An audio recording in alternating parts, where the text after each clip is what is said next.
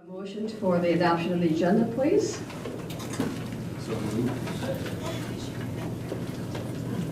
All those in favor?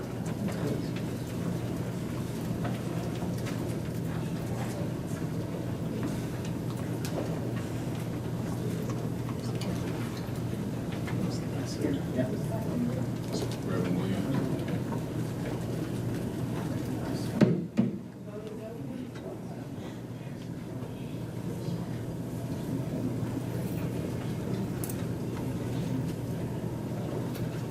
All votes are in.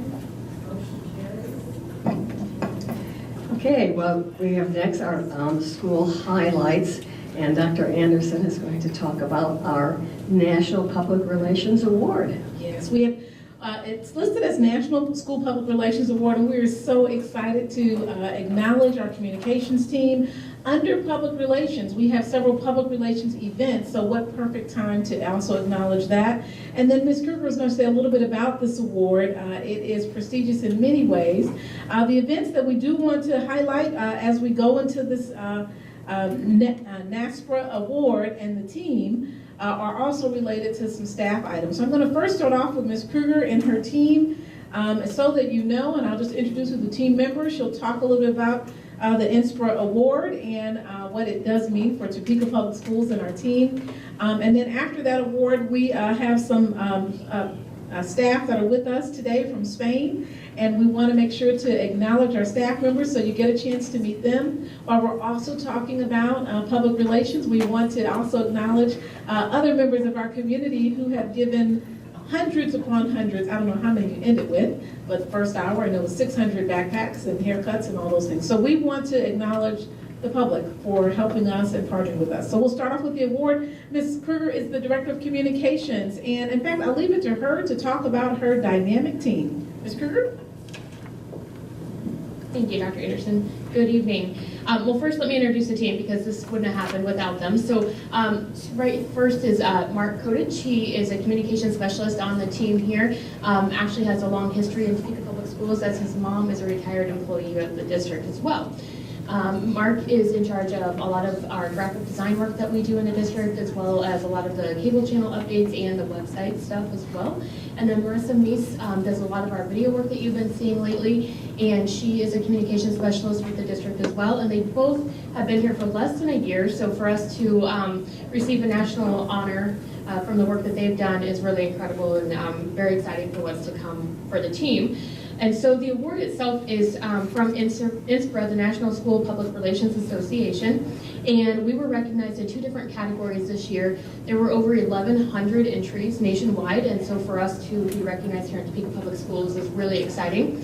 And it's actually voted on by school PR people across the country, so our peers are the ones who judge this and vote on it, so it's really exciting. And we were recognized in 2 categories. One was for the school district blog, which we just redid here in the last year under their leadership. They took that project on and redid that for us. And then the other one was actually for our district social media accounts. So again, they help manage and do the content for those, so very exciting and very proud of them. Glad we brought them onto the team and look forward to what's to come. If you want to see any of those items, the blog or the social media, you can see it from the website, and they also manage a TV station for the website. And in INSPRA are districts across the nation. So their accomplishment in the for Topeka is pretty phenomenal. So let's give Ms. Kruger.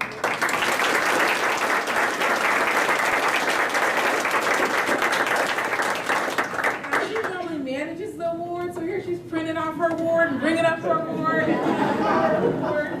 But we are excited about her and the team. With that, we're going to talk about some public relations items that also have occurred over the course of the last couple of weeks in particular.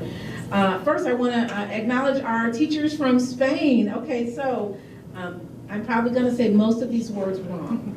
Okay. So, in fact, okay, let me put it here because I even wrote down what I'm saying today. So, bienvenidos a Topeka Public Schools, ahora son una. Now, see, Mr. Wood, you're throwing me off a little bit. I'll continue.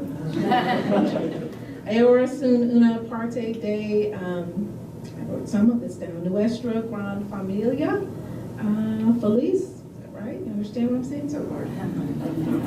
For the rest of us, welcome to Topeka Public Schools, you're not part of the family. Okay, but Feliz cumpleaños a su hija. Someone's birthday? Yes. It's your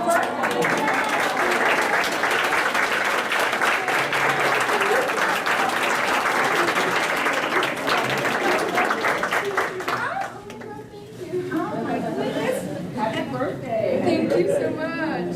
So tonight is her birthday. And did I say that right? Did I say happy birthday right?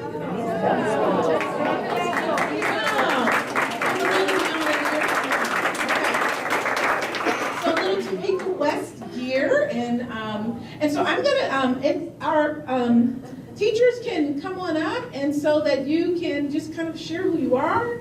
So from Scott, where are our teachers from Scott? You want to come on up? And our teachers from Landon?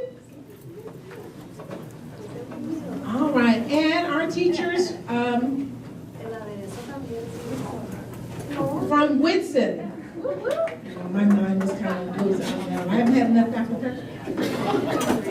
You guys want to start us on off? And you know what? If you come this way, the board can see you. So just kind of stand right next to me. Come on, sweetie. One on one this way, that way the board can see you. And you can just share either what you're teaching, just your name, and whatever you want to share, and you don't have to speak in English. Mr. Woods will understand you. Hi, my name is Anna Navas. I'm teaching second grade at Whitson Elementary. And I come from Madrid, Spain, where I work as a teacher to teach in English. Woo-woo!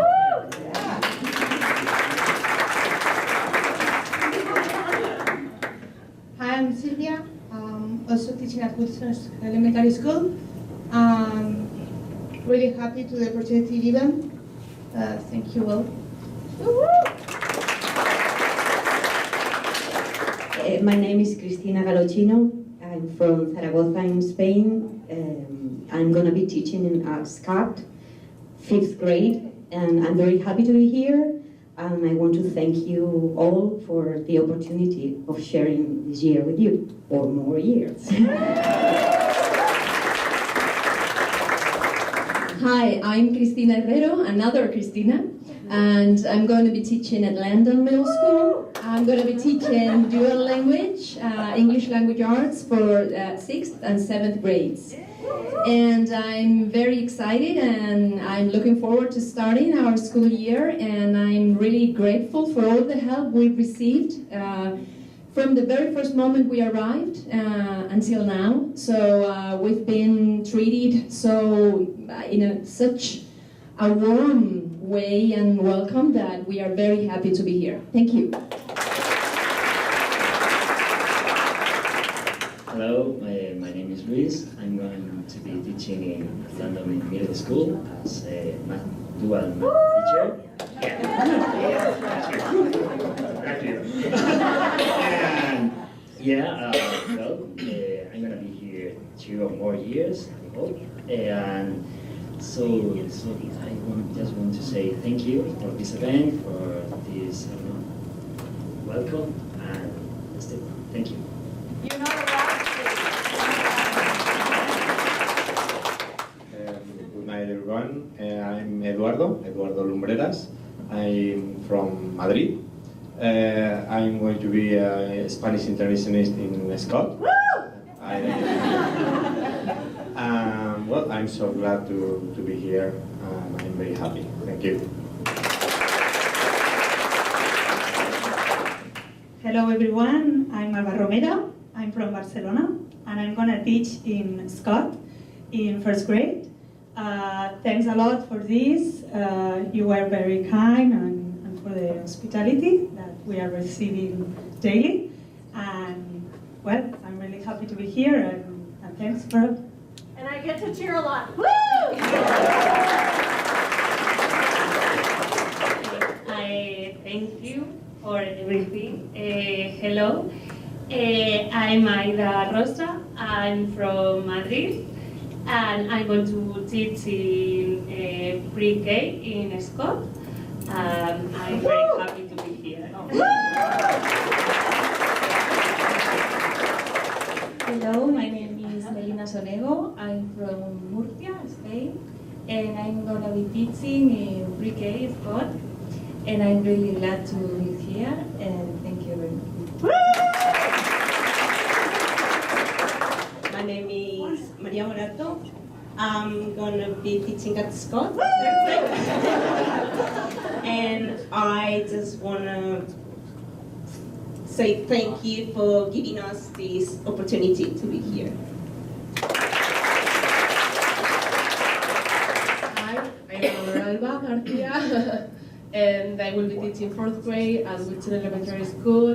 And as all my colleagues said, I'm really glad to be here, so thank you, all of you. Hi everyone, I'm Miguel Perez. I'm not used to microphones at all. I'm going to be teaching dual math, 7th and 8th grades in London Middle School.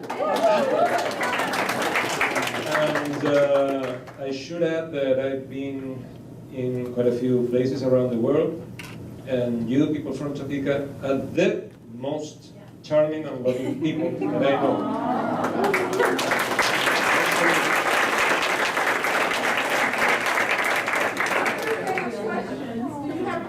Do you have a question that you'd like to ask before we take one more person and then take a quick break? Do you have any questions? Mr. Woods, do you have a question, sir? No, really just welcome. Bienvenidos. And so you're going to have my son in class. That's going to be awesome.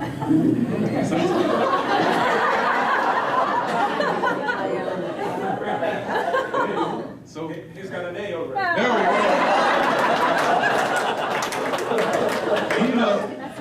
He knows all the right things to say. We were saying earlier when you were telling us about your feelings about the people of Topeka that we were tempted to interrupt and say, no, keep going. Tell us more. Welcome. We are thrilled to have you all here. It is a tremendous pleasure and an honor to have you guys here.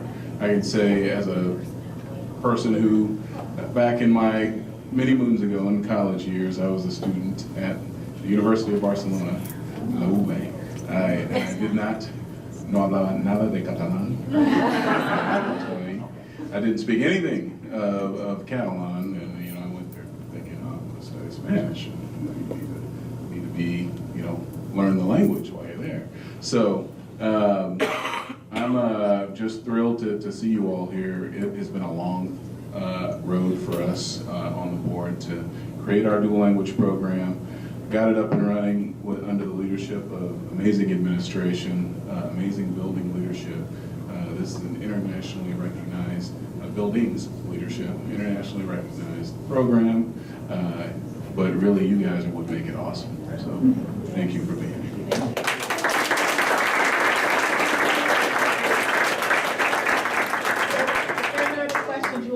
For just a moment, feel free to have a seat, and then we'll take a quick photo in a minute. So just give us 1 minute, feel free to have a seat. With that, as they have a seat, we did something very different. First of all, this is the largest group in Kansas of dual language of international teachers, the largest group in Kansas. They had 17 and 12 were in Topeka.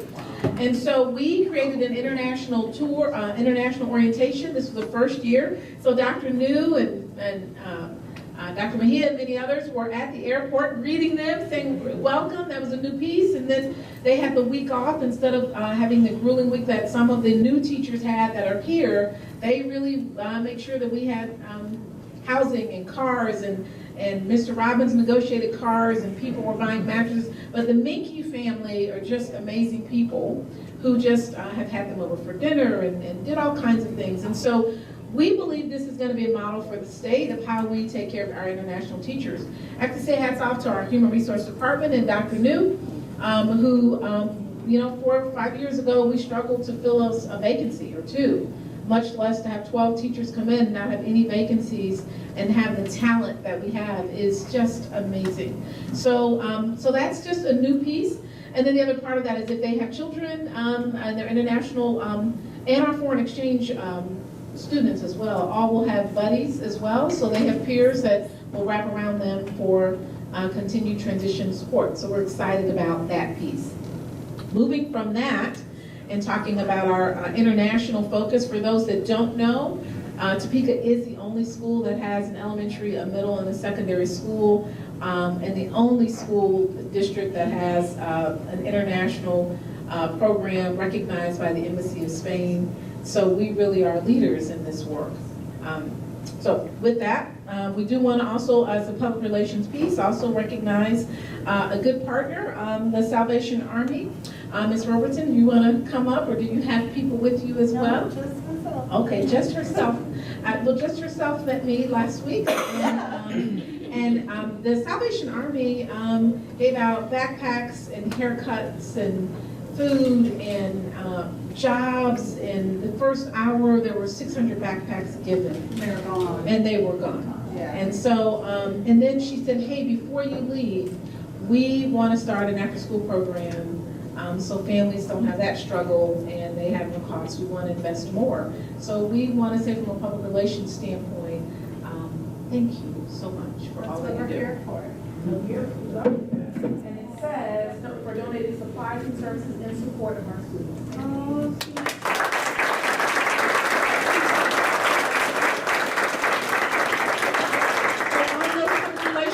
We'd like to take a quick break so we can take pictures with our international teachers so they're freed up, and then take a picture with Salvation Army and Ms. Kruger. A 5-minute break. Our international teachers, you come back up, and our principals, you want to come on up. And our principals, just come on up. Hi. She would stand out. The legend returns, right?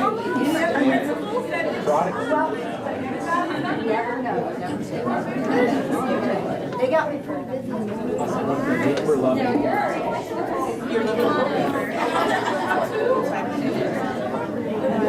So we're good? I got your email. Thank you. I know you.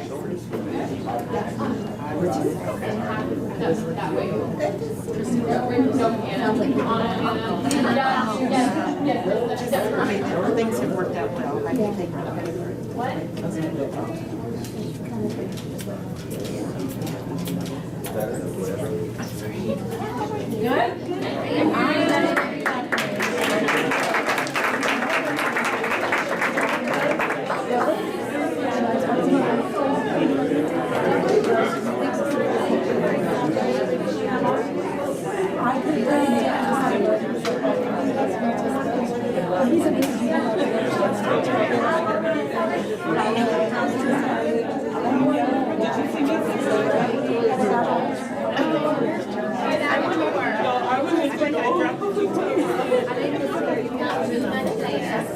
Pretty exciting. I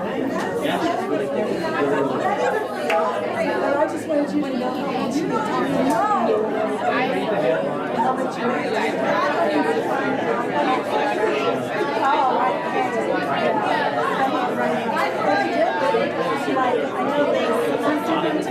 He was sharing that on Twitter and everything, that whole article.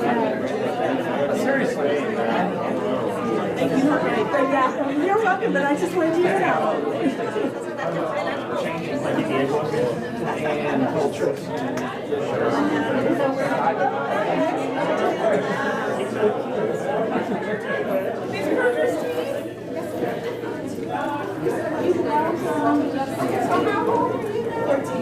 See you later. Bye. All right, Ms. Kruger and team, is Dr. Stout taking a picture? Oh, you gonna take a picture? Okay.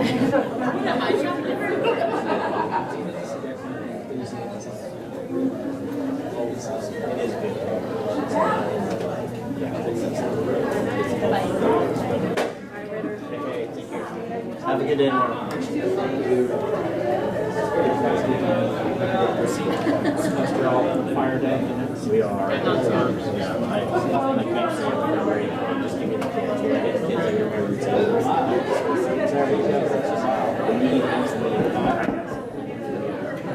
Them things are clicking like watch. Give me the kids.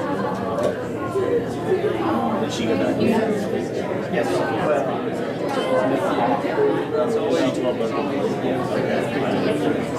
I knew she's a big she's 12 months old. Yes. But she and I used to, she alluded to release and presenting and it's like, I would really do my thing, she'd take it over there. All right, as that break concludes and Ms. Kirk begins to take her seat, I think this is a great time to sing Ms. Kirk a happy birthday. So we'll do the short version. Okay, somebody who can sing has to start the song. That would not be me. Happy birthday to you. Happy birthday, dear girl. Happy birthday to you. Thank you. You actually did very well. Usually it's a big mashup, but great. Thank you very much. Yeah. Do I have to tell them how old I am?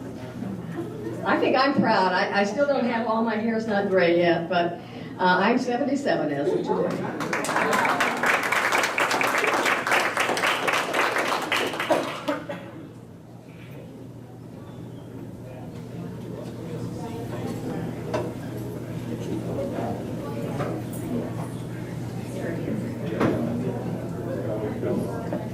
Okay, the next item on our agenda is the public communications, and we have one public communication today.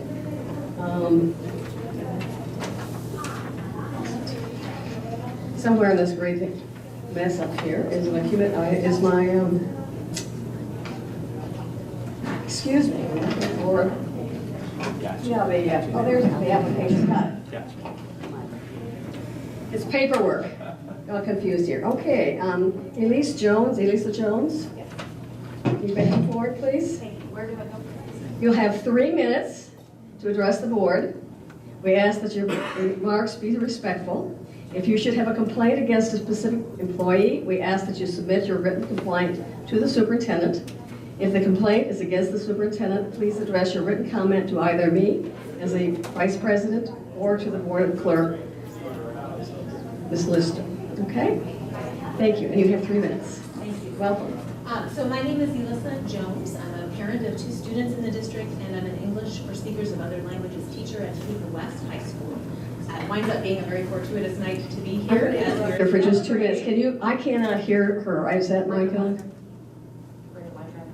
This one, there we go. Thank you. Okay, well there went 30 seconds. But anyhow, I was introducing myself. I'm an English for Speakers of Other Languages teacher at Topeka West High School and a parent of 2 children in the district. And I'm just here this evening to, as I said, it becomes fortuitous because we're celebrating bilingualism and the cultural richness of our community, and especially these new guests, these new friends, these new family members of ours. The concern that I want to elevate is the pay of our bilingual paraprofessionals and how difficult it is to recruit and retain anyone for those positions. This is my 3rd year in my role at Topeka West, and I've had a new person each year, and in each case they've moved on for pay reasons. The first quarter with nobody last year. The position is still not filled for this year at Topeka West. It's not filled at Eisenhower. I believe there may be some other secondary vacancies. One thing that I want to highlight about that is when we do get a good candidate, it's likely that they will take a special education position instead because they will make more than $1 more an hour doing that, which is concerning to me in a number of ways. We ask for our bilingual paraprofessionals to really do very comparable work and to have an extra skill set. We ask for them to be bilingual and biliterate and culturally competent, and we count on that to be able to adequately serve the needs of the students and the families in our community. And so the fact of the matter is that because at West we just have the one bilingual para position and a number of special education paras, my paraprofessional is de facto the lowest paid student services person in our building, and that's almost always a young woman of color, and that speaks, I think, to our students as well. So that's concerning to me. With the climate that we have today in the United States, I think it is especially important that we strive to be welcoming and affirming and to show all of our students, and especially our culturally and linguistically diverse students, that we value and we welcome them. And I think making a change to this policy to elevate the status and the pay of our bilingual paraprofessionals is something we need to address. Thank you. Thank you very much.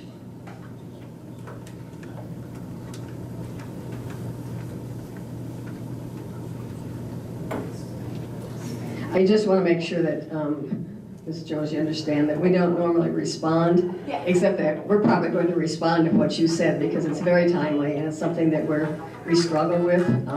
So we will certainly ask administration to take a look at your concern and see what we can do. I mean, we can't make any promises, but it's certainly a very legitimate and timely request. Thank you. Thank you, ma'am.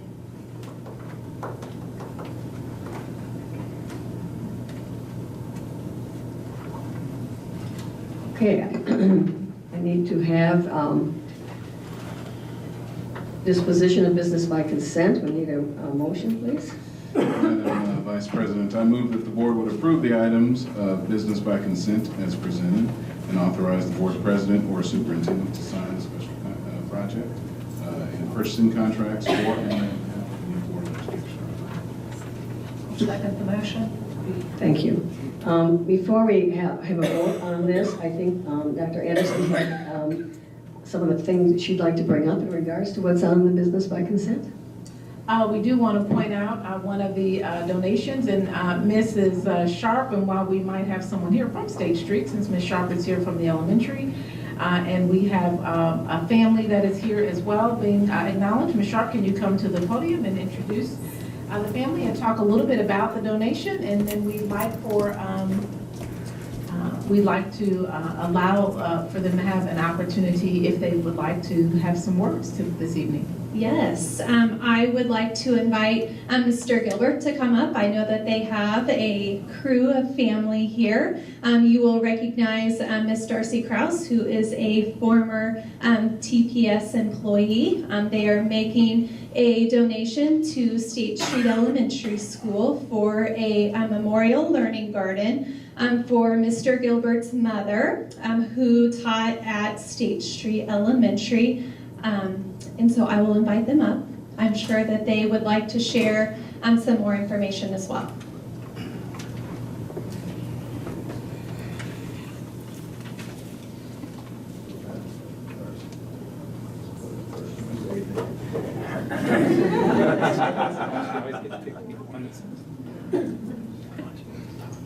Hi, guys. Welcome back, yes, for sure. Thank you. I am Darcy Krause, and I have the privilege of being Betty Gilbert's oldest grandchild. And my grandma, our grandma, was a pioneer in so many aspects of her life. And to be able to honor that legacy in such a tangible way is very, very meaningful to my family. So we appreciate all of your assistance, Mr. Minke, and Ms. Sharp, numerous phone calls, an inordinate amount of back and forth support from the district in order to help our Betty Gilbert's Garden of Learning come to fruition for the students and staff at State Street Elementary. Thank you.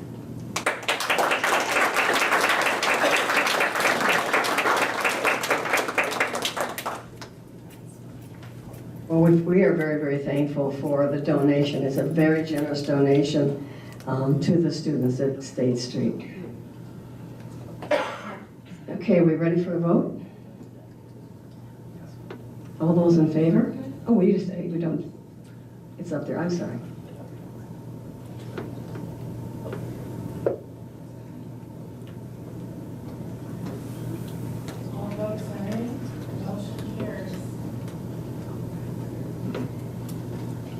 Next on the agenda is the superintendent's report, and the first thing on the report is the strategic plan curriculum updates. As we prepare our curriculum updates, again, we want to acknowledge and thank our family that is here with us this evening for the $12,000 donation to State Street for the Learning Center. And with that Learning Center, we're going to go right on in to talk about teaching and learning. The first item, Mr. Philip Wrigley is here, and so under curriculum, we do want to address the National Board Certified Teachers, and you may remember Mr. Wrigley, who came here previously to talk about the lack of National Board Certified Teachers about a year ago, and that has drastically changed. Mr. Wrigley, I'll turn it over to you to share some updates, and then we'll go into the curriculum update after that. Thank you. Good evening. I am Philip Wrigley, a proud Topeka High School teacher, and I come to you this evening with good news of great progress. Last summer, at the June 21st, 2018 board meeting, a couple of my colleagues and I came to you with a problem. Our district was under-supporting and under-participating in the National Board for Professional Teaching Standards National Board Certified Teacher Assessment and Professional Development process. It's mouthful. We had only 2 NBCTs at the time and provided no particular supports as a district beyond passing on the $1,000 per year from KSDE, keeping us seriously out of parity with our peer districts such as Manhattan, Ogden, Wichita, Lawrence, Seaman, Auburn, Washington, Blue Valley, and others. I shared with you the details about the process and its costs. I presented some of the research behind the value of NBCT as a personalized professional development process, a means of recruiting and retaining accomplished teachers, a strategy for improving instruction district-wide, and most importantly, the impact on student learning, especially among low-income students, of having a National Board Certified teacher. Just as I would never bring you a problem without possible solutions, I also believe in celebrating when we have made things for our students, and on this front, we have much to celebrate. Following my remarks to you, the board, Dr. Anderson and Ms. Wallace met with Carrie Ritter, a former NBCT, Deb Stewart, a current NBCT, and myself, at the time an NBCT candidate. It was a fruitful discussion. We determined that the district would actively recruit teachers who were at that stage in their careers, provide a space for the Great Plains Center for National Teacher Certification based at Emporia State University, provide their free and excellent candidate support, to make professional development time available as appropriate, and to provide recognition for those who achieve certification. All of these were outstanding and effective ideas. This very boardroom soon became a site for information sessions for potential candidates, and throughout this past year, it was a support space once a month for teachers going through the process. In addition to the statewide network of candidate support providers available through the Great Plains Center, our own small but mighty group of TPS National Board Certified teachers have volunteered their time to help candidates through the process, guiding reflection and providing feedback on all aspects of the ordeal. Through the negotiations process, NEA Topeka and the district created an addendum for those who achieve National Board Certification. Combined with the money from KSDE, NBCTs now earn $3,500 per year while they remain certified. Where my conversations with potential candidates previously fizzled out after teachers heard about the high cost and strenuous process with little perceived return, they are now interested and excited at the prospect. It's not that they are doing it just for the money, it's that we have removed much of the opportunity cost embedded in this professional development versus other professional development, and made it so that the teachers aren't spending more time, energy, and money to go through the process than they are likely to recoup. I also contacted the National Board for Professional Teaching Standards and asked them to add ours to the list of districts on their websites in your state page for Kansas as one of those that incentivize becoming an NBCT. As soon as they update the website, Topeka will join Blue Valley, Emporia, Geary County, Manhattan, Ogden, and Wichita, who are currently listed. The NBPTS moves somewhat glacially as an organization, but I'm hopeful that it will be added to their website soon. Here's the good news. These changes worked. As Ms. Claire Kwan, one of my amazing colleagues at THS, shared with me, quote, I'm not sure I was even aware of the option to become National Board Certified before the district started promoting it. It is a very intimidating project to undertake by yourself, like going through a master's program with no classmates or professors, but with the support of other colleagues in the district, the locally available assistance from the Emporia program, and the monetary incentive, it seems much more manageable. Thank you for the opportunity, unquote. The amazing Scott Ritter, who also started the process this past year, will share his perspective in just a moment. Prior to last year, we had 2 NBCTs in Topeka Public Schools. We now have 4 due to the recruitment of 1 NBC to our district and my own successful achievement of becoming a National Board Certified teacher last December. Alvin Peters, the director of Emporia State's Great Plains Center for National Teacher Certification, reported to me last week that, quote, the total number of candidates who were active from USD 501 last year was 11. That's up from 1 the previous 2 years, myself, and none for the couple years prior to that. Continued Alvin, of those 10 did both components 1 and 2. The remaining person did just component 1. The Great Plains Center recommends a 2-year process, and having gone through it while having a toddler at home, I fully support this timeline. The teacher could also complete the process in 1 year or 3. I can only estimate based on the Great Plains Center's first-time achievement rates over the last decade, around 77% versus 40% nationally.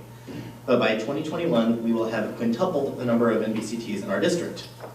If we maintain this rate of improvement, our number could equal Manhattan or Wichita within 5 years. Depending on our out-of-district recruitment, it may be even higher. Equaling Blue Valley, who has 102 NBCTs, will probably take a bit longer. Looking at the coming year, those 11 teachers from last year should continue their journey, completing components 3 and 4 if they use the Great Plains Center's recommended timeline. They would finish in May and receive the results sometime around next December or November. Alvin Peters told me that he already has 1 TPS teacher signed up to start the process this year. I have had no less than a half dozen teachers speak to me about their interest in starting the process this year or in the near future. I imagine that if we, as we did last year, actively recruit, host information sessions, and facilitate the support from the Great Plains Center, we should continue to see increased participation. Of note, because everyone laughs when I mentioned the Blue Valley numbers, according to Alvin Peters, the only thing that actually now separates Topeka Public Schools from Blue Valley in the level of support for the NBCT process is their use of professional development funding for purchase of 2 of the 4 components. KSDE has funding for the remaining 2 of the 4 components. Specifically, he told me that Blue Valley, quote, will pay for up to half the cost. Candidates make application for the scholarship by May 1st of the previous year, and Blue Valley limits it to about 20 candidates. Valley Center will reimburse the candidates when they finish. Garden City will reimburse candidates for up to half the cost. Those are the districts Alvin knew about as of earlier this spring. Understanding the demands on the budget, I understand that that may not be a right now thing, but I did want to share for you a full understanding of just how much progress we have managed to make, and that is a possible tangible next step. NBCT is not a quick process. It is difficult and demanding to meet the standards of what an accomplished teacher must know and be able to do, and even more demanding to prove that one is actually meeting those standards. Not every experienced teacher will succeed on that path, even though those who do not certify will be better teachers with the experience. It will take some serious patience to see the impact of our efforts, but I have been excited by all the progress we have already made in 1 year, and I am confident that we will see a long-term significant impact for our students. As a means of building, recruiting, and retaining accomplished teachers, I feel these efforts, while still in their nascent stages, have been a resounding success. Thank you for all you have done to support these efforts. I hope you will rejoice in them as I have. Our students deserve and will have accomplished teachers. Thank you. And Scott Ritter is going to speak to his experience as somebody who just started this past year after we increased our supports. Good evening. On the backside of this process, thank you for the opportunity to share some brief remarks related to my pursuit of National Board Certification. My name is Scott Ritter, and I'm lucky to teach 8th grade language arts for French Middle School. My wife, Melinda, teaches 4th grade at McClure.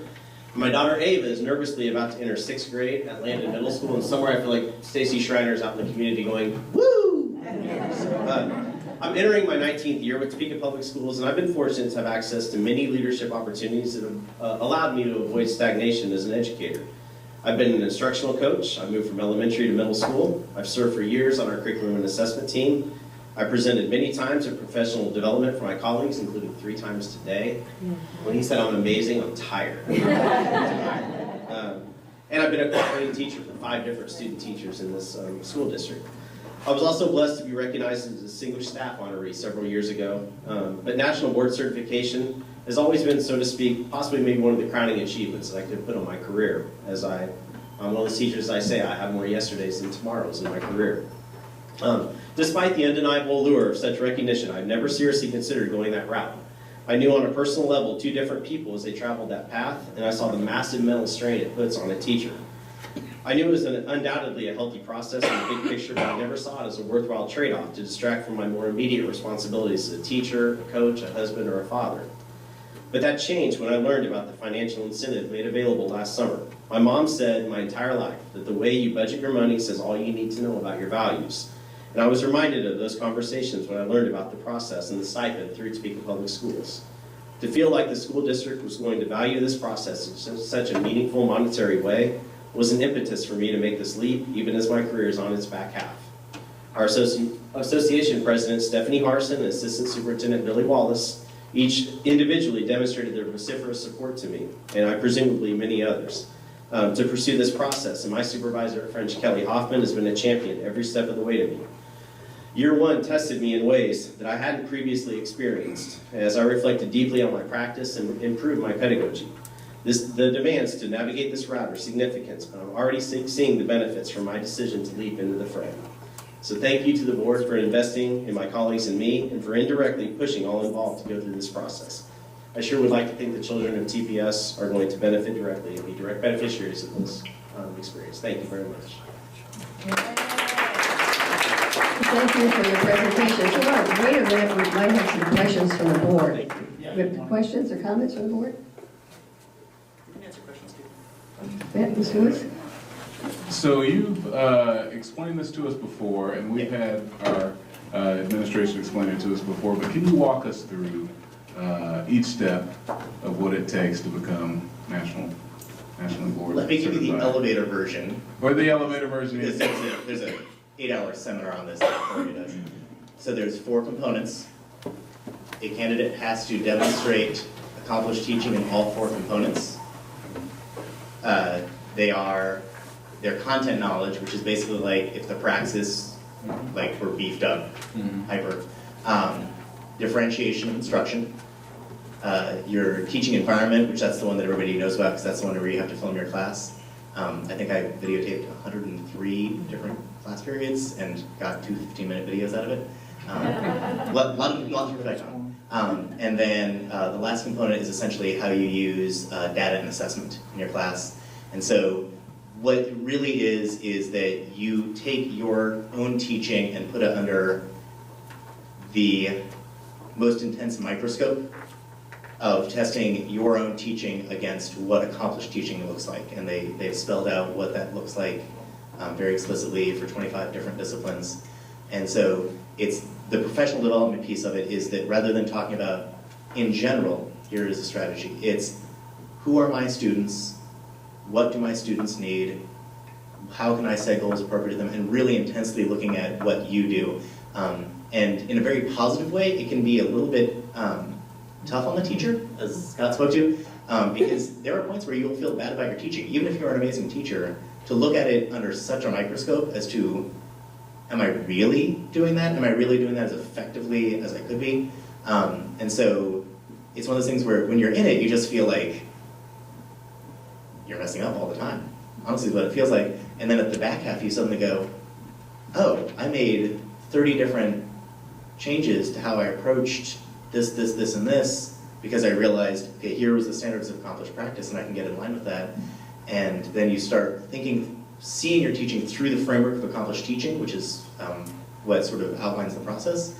And so you start looking through that lens at your own teaching in a perpetually reflective manner. So the process itself is basically you have those 4 components. For each of those components, you are submitting, this is a test, component 1, and then components 2, 3, and 4 are portfolios that you submit of evidence of your work. So it's not just a, do I think I'm doing this, it's can I actually prove that I'm doing it with actual student work. And those are sent off and they score them. And panel of third party. So the experts who are. Yeah, so there are other teachers who actually are the assessors. It gets sent off to them. Same as we would score DBQ. They take it easy on everyone. I would say I always felt good when I was going through the process, except when I remembered that only 40% of people pass on the first try. And I was like, so there's a 60% failure rate?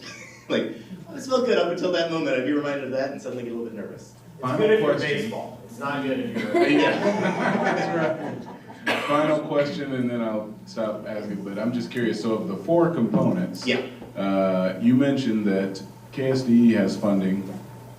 So they will fund 2.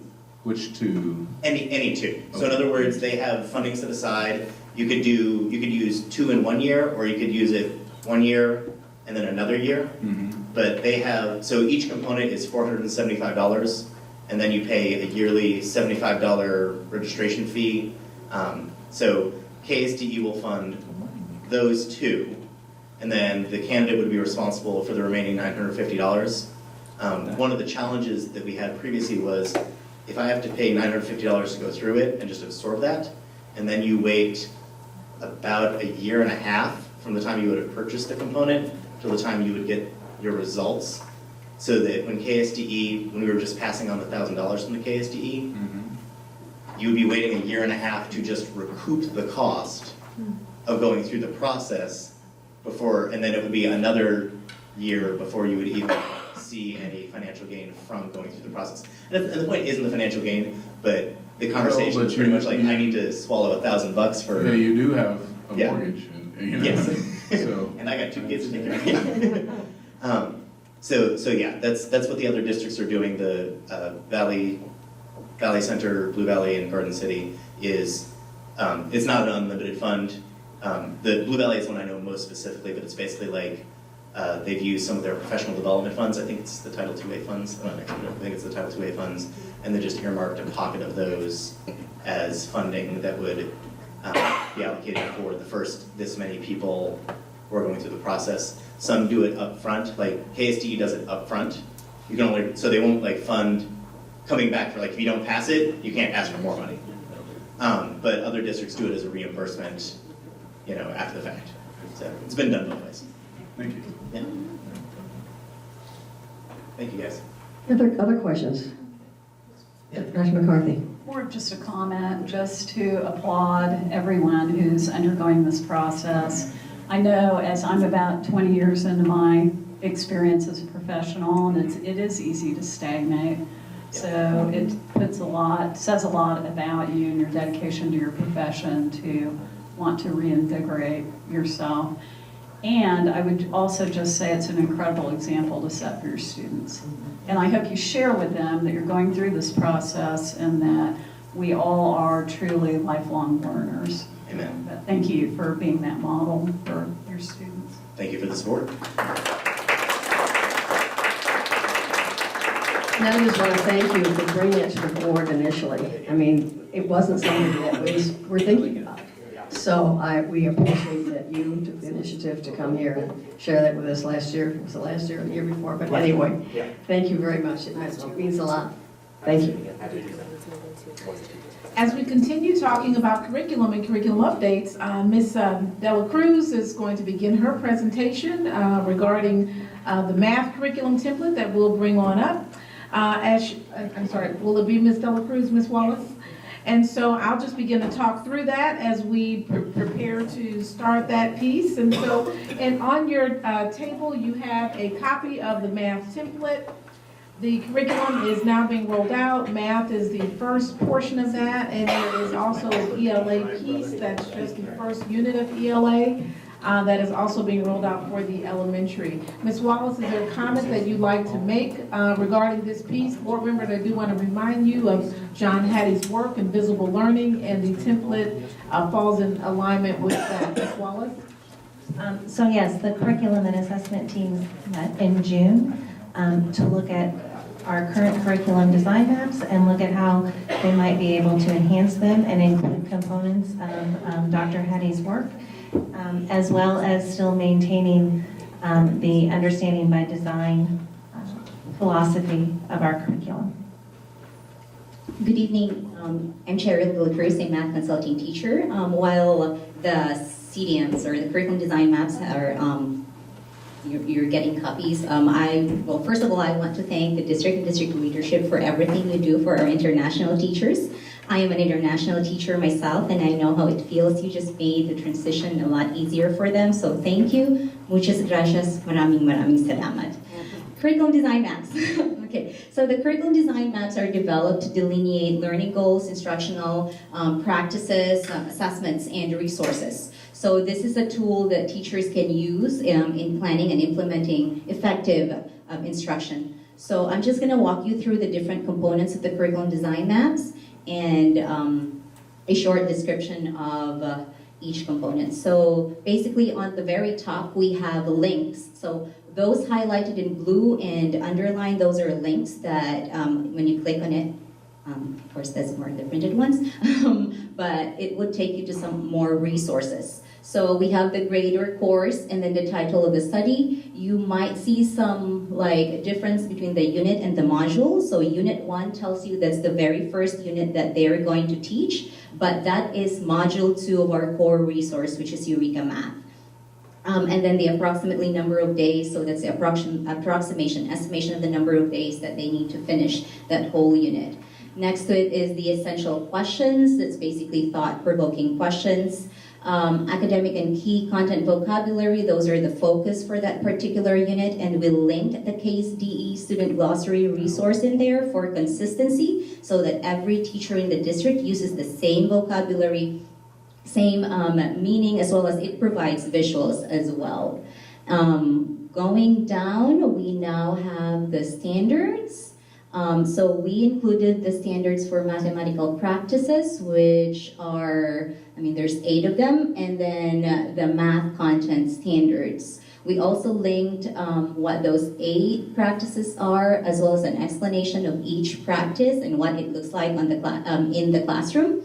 And then on the right side is teacher clarity, which includes learning intentions and success criteria. And that's basically what the intended learning is and a way of knowing if the intended learning has been achieved. So that's our success criteria. Standards also have links. Again, those are links to Case DE resources. If you go all the way down to and then we have the technology standards that are embedded, because of course we embed technology in our lessons. The unit assessments, we do have options for formative and summative assessments. Those are examples. Again, those are links to our core resource as well as Mastery Connect assessments. We do have authentic performance tasks and summative assessment. And then down there, next column is one of my favorites. Those are the high leverage teacher actions, which also include ignite and engage. So basically getting students excited about learning this topic. The anticipatory set, making it relevant to them, why they need to know this, which is also tied into our teacher clarity portion of the curriculum design map. And of course, activating background knowledge, which basically tells or gives teachers an idea of where the students are and hopefully make that connection. And then the last part of that column or that box is the cooperative learning opportunity. So we incorporated a lot of Kagan structures in there, which is one of our district initiatives. And then we also have multiple means of representation. So as much as possible, we want to address every need or needs of our students. So we do have visual. We also have some videos. We have, those are just basically links. And then the last part of our curriculum design map is the resources. And we included some supplemental resources as well as resources that are highly recommended by the curriculum and assessment team. And if teachers decide to look for resources outside of our recommended resources, we included a checklist to determine alignment and quality of the resource.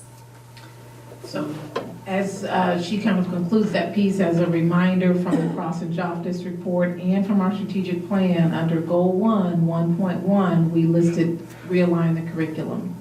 And that realignment includes much of what she's just kind of referenced as the various pieces, but also embeds a higher rigor. Math is the piece that we really have had as a process that we feel like for the secondary level is ready to be rolled out. So I'm going to turn it over for questions, but every content area will be realigned in the same way. And the first unit has been completed. We want to spend more time to make sure the rigor is where it needs to be. So those other units are still being looked at a little bit more in depth. But math, we believe, is in a great place. It's great because Ms. Dela Cruz only agreed to take the job if she could keep teaching high-level math classes at the high school level. So she teaches part-time and has a great deal of hands-on in this work in addition of the guidance. I'll turn it back over to Ms. De La Cruz and questions. Mr. Woods? Thank you. Thank you, Madam Vice President. Thank you very much for this wonderful presentation, and thank you for all the work. Thank you. I can only imagine. Appreciate you. Thank you. what it It's took. actually our curriculum assessment team. They are our main players. They're a great team, and I know every single content area is like amazing team. So they're our main players. So thank you to them. If we have CNA team members in the house. If we do, I think thank we do. you. Oh, Mr. Lake is here.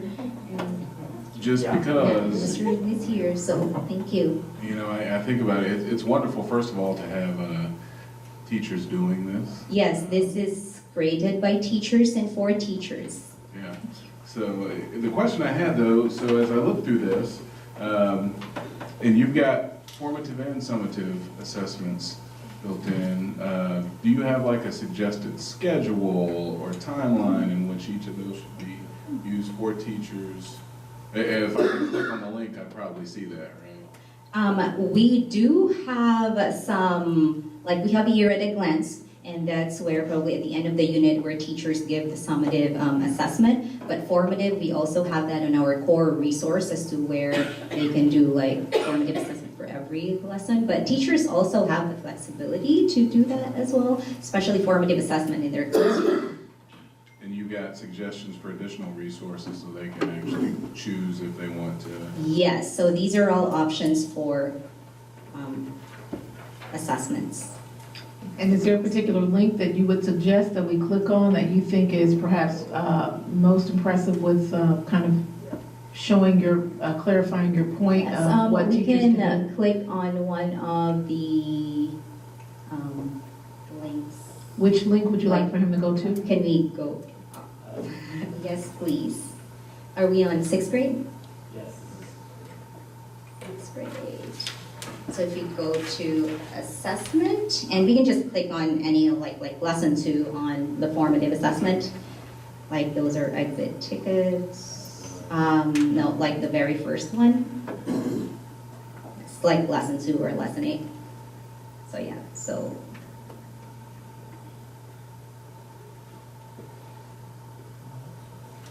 And again, these are like aligned to, I mean, these are our core resource links, so.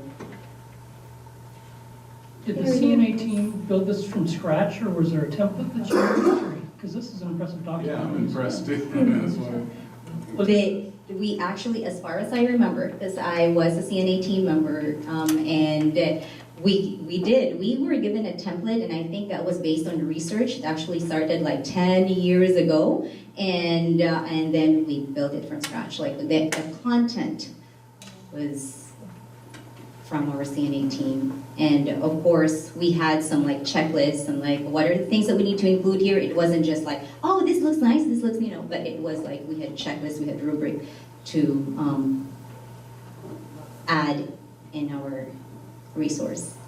So I would share that 10 years ago, under Dr. Burkholder, we started with a lot of learning for our CNA teams around understanding by design.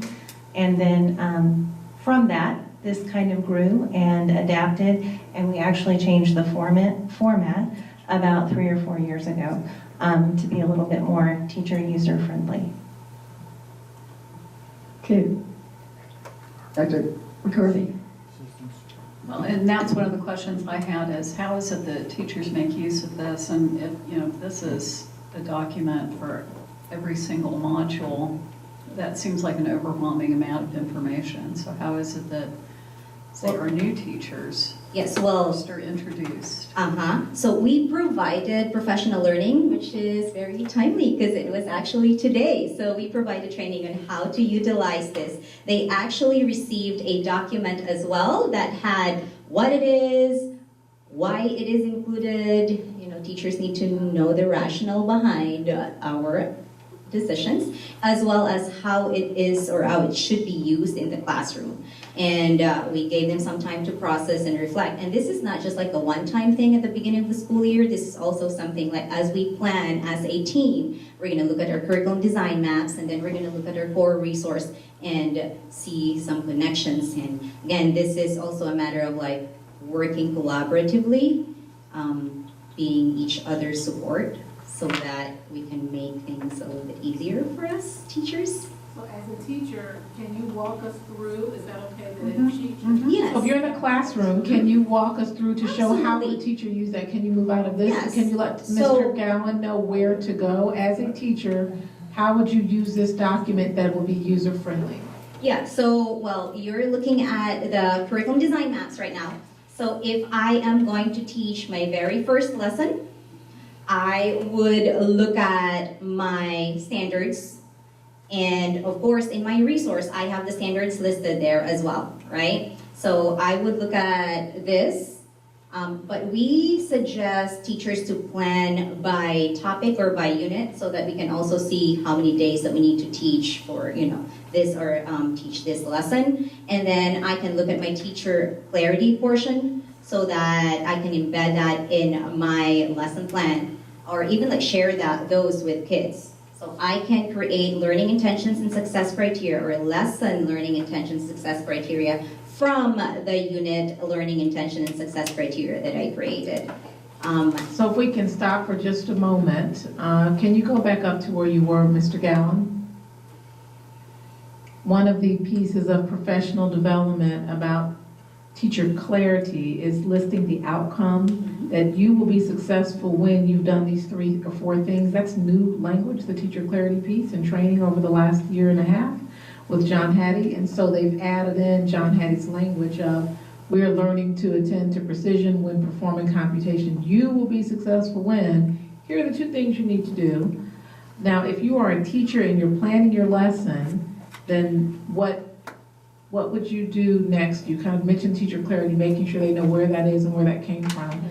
So then seems to be an overwhelming document, so then how might you? Yes, so then I'm going to share my learning intention. So if I am teaching this standard over here that says NS.1 and it aligns with the learning intention, which is solving or dividing of fractions by fractions, then I would share those success criteria with kids. And then I'm going to look at my success criteria. It says use concrete and abstract models.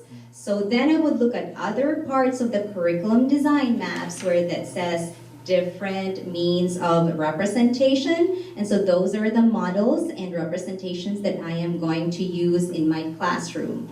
And I can also look at the other links like effective teaching practices, so that I would know what practice I would use to align with different representations. So do you want us to go to that? Because I'm trying to walk Yes, through yes. so they So can see if how we go, simplistically you yes, use so this. if we go to the multiple means of representation, there you go, and it says, well, there's no fraction. Yes. Yes. So then we're going to use manipulatives, we're going to use number lines, we're going to use the fraction or decimal part. And then we also link some vocabulary and questioning techniques, because of course as I teach these concepts, I have to be precise with vocabulary. And so then I'm going to look at the key, it's like kind of like you're going back and forth, because it's not like really you go like in order, because it also just depends on how teachers plan. So you just like really look at which part of the curriculum design map you would use. So Ms. Dela Cruz, when you're planning this at your building, are you doing this as a team? We are doing this as a team. And yes. We're encouraging all PLCs that planning then becomes a team piece, yes. using the design map. Mm-hmm. So the instructional coaches this year will have John Hattie's training on being impact coaches. And part of the impact is looking at the impact, looking at the assessment data, planning as a team, and making this so it's not siloed where everybody's teaching something different. You might teach it a different way, yes. But you are on the same unit and concept. Mr. Lake, who's on the curriculum and design team, just came back from the John Hattie Conference. And the vocabulary piece across the board was one of the big pieces that he brought up. If we all had the same language across the board about what does great learning look like and what does rigor mean. So that is how that's been incorporated. I'm going to stop there for just a minute on that same question. Mr. Lake, since you were here and you didn't plan to present, what more authentic and transparent kind of presentation can we, if you were planning at your building, 3rd grade, right? Yes. So if you're planning at your building in terms of using the curriculum design map and how you plan, do you want to speak to that briefly at the microphone?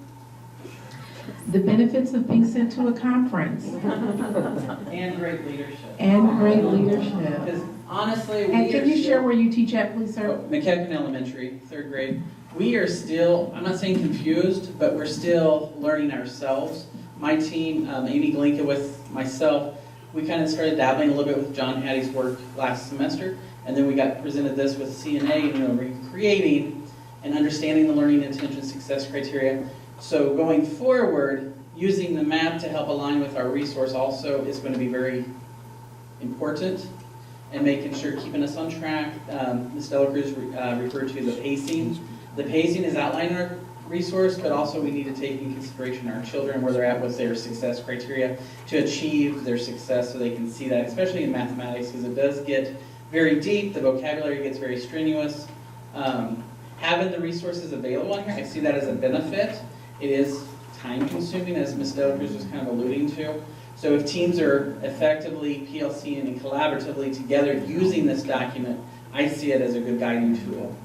PLCing, could you just for everyone else, professional learning communities, yes. And it's not just the 3rd grade team, but we're also, today and on the 6th in the building, we were talking about how we're going to incorporate the special education team member on our team and making sure that they are there to support us with especially the success criteria in math and ELA, and making sure that we are reaching to our lower learners too, but scaffolding so that they are reaching to the grade level potential also. Thank you, Mr. Lake. Thank you. One more quick comment to follow on that is I hope that at the other end we're doing the same too, that if we're using formative assessments, that we're also, when a kid already demonstrates mastery, that we're really providing them the opportunities to move more fluidly through the curriculum. Because in raising rigor, that's what we really want to give kids the freedom to do. Yes, and in mathematics, when we talk about rigor, we're talking about a balance of conceptual understanding, fluency, and application. And we made sure that those 3 components of rigor are addressed in our curriculum design maps. Other questions or comments? Well, thank you. This is incredibly impressive. And that this has come from all of you here in Topeka Public Schools is amazing, because this is just, we're looking here at 6th grade math, and we're looking at Unit 1, Module 2. Obviously, we have Units 3 and 4 and whatever, and modules beyond that. So, I mean, this is an amazing compilation of a map. And I just think it's incredibly impressive. So I want to thank you all. Thank you. It's gotta be. Are they all here? Yes. Where are all of you? Team and any CNA team members in the room. CNA team members.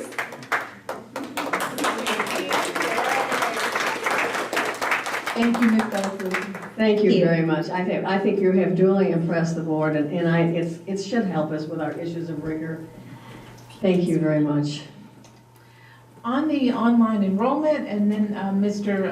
Minke and Ms. Mansfield will be speaking to the Code 99 on the online enrollment. Mr. Gowan just wants to give you just a really quick and brief update on where we stand in enrollment. Currently, we have accepted 11,476 students, and this is ahead of where we were last year at this time and where we were the year before.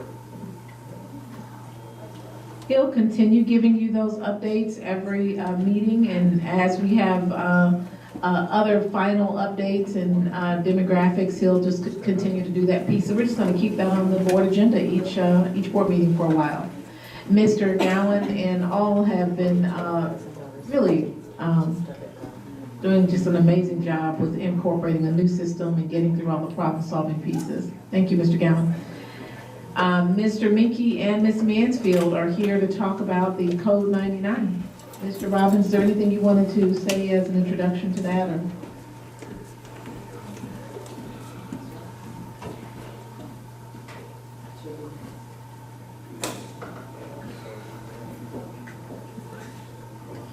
As Mr. Minky and Ms. Mansfield take the podium, this is an opportunity for them to highlight, believe me, hours worth of work in putting together the budget for 2019-20. After the budget was formulated, we did have a review with KSDE. They signed off on it, so we are ready to share with the board the results of that budget, and in particular, I know the board would be interested in what our budget means for our taxpayers in terms of a mill levy, and they will review that. Well, good evening. Shawnette and I are pleased to deliver a notice of hearing for the FY20 budget. We were just talking on the way up. This is our 5th budget. It's hard to believe how quickly school years pass, even for non-teachers. They pass so quickly. We're here for your review and approval to publish in the Capital Journal this upcoming Saturday our notice of hearing. We are required to allow a 10-day waiting period after publication of the notice prior to moving towards adoption of our budget scheduled for August 22nd. I know we appreciate, and probably you will as well, getting the budget adopted in 2 meetings this year versus the past several years where we've had to schedule at least 3 or 4 meetings to get this accomplished. So we're appreciative of that as well. I'm going to discuss our budget from kind of a macro perspective, and then Shawnette can kind of give you some micro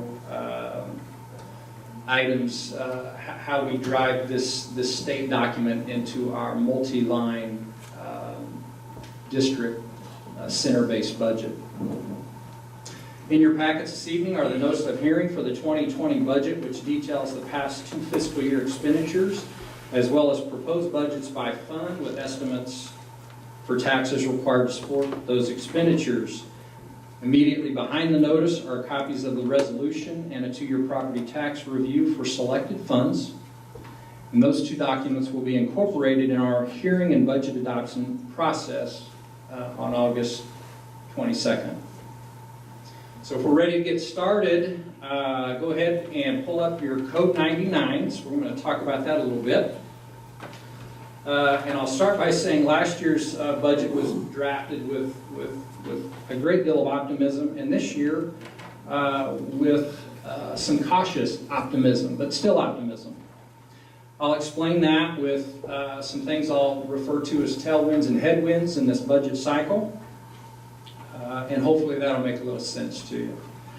So what are some tailwinds with our 2020 budget? 2 key measures are increasing base state aid per pupil and modestly increasing assessed valuations here in Shawnee County, particular district. 2018 saw a base state aid of $4,006. 2019, $4,165. This budget cycle, 2020, a $271 addition to that base state aid per pupil to $4,436. If our economy keeps steaming along, I suspect we'll hit the 2021 projection of $4,569. 2022, $4,706. 2023, based on the approved school finance formula, is at $4,806. After 2023, the base state aid per pupil will go to a consumer price index adjusted number from there. So what are some headwinds? Headwinds we're going to discuss a little bit, and we'll show you some data. Declining enrollment, increased costs, and some operating costs, transportation, property liability insurance rates. Talk a little bit about property tax abatement and rebates, NRAs and IRBs. And the always occurring possibility of maybe some healthcare dental coverage increases for the following year. So behind the Code 99 and those the resolution is a copy of the general fund budget that you'll see in this year's state document. And it has two columns, 2017-18 actual, 2018-19 actual, and 2019-20. And I just kind of wanted to show you the paradox of increasing base state aid per pupil and declining enrollment. From 2018 to 2019, we had $159 per student base state aid increase. That's about 4%. From 4,006 to 4,165. But if you look at state sources, code line 95, if you look at our 2017-2018 actual general fund revenue, $81,428,842, as compared to our actual 2019 general fund state revenue, $81,820,608. And that's about a half a percent increase in total straight general fund state aid. Our special ed state aid did show a nice increase from $15.3 million to $16.9 million. But our expenditures, that's about $1.5 million increase in general fund state aid for special education. Our expenses in that program also increased by $3.1 million. Also want to point out of that general fund state aid, $81,820,608, 6% of that revenue, or $4.8 million, was received on July 8th. And we're going to talk about unencumbered cash balances towards the end of this. So about 6% of our operating revenue in that general fund was received on July 8th. We close our books on June 30. We reported prior to that. The other thing I'd like to kind of point out is of the budgeted dollars, and this could be said for 18, 19, and 20. If you look at the 2020 budget, $104,232,511 in that general fund.